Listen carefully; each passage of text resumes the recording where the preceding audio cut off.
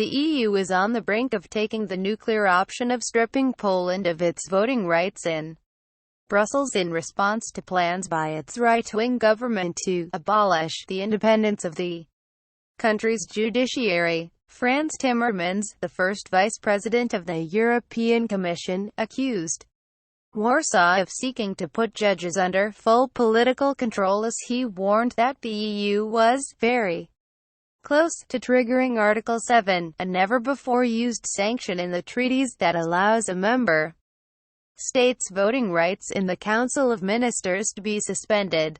Poland's ruling right-wing Law and Justice Party, PiS, has been in almost constant conflict with the European Commission since it was elected. In recent weeks, the Polish government has proposed a series of reforms that would give ministers power over the appointment of judges and members of the country's Supreme Court.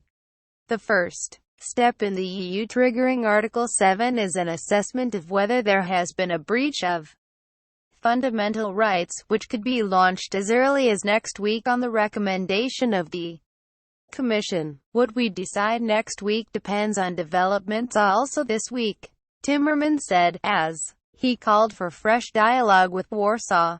The Guardian view on Poland and Hungary, heading the wrong way. Editorial read more: should a breach of fundamental rights be found, a motion to suspend Poland's voting rights would then need to win the support of member states under the EU's system of qualified majority voting. Two-thirds of the European Parliament would also need to give its consent. Timmermans told reporters in Brussels that the recent proposal from the Polish government to increase political control of the judiciary was a grave threat to the fundamental values of the EU. These laws considerably increase the systemic threat to the rule of law in Poland.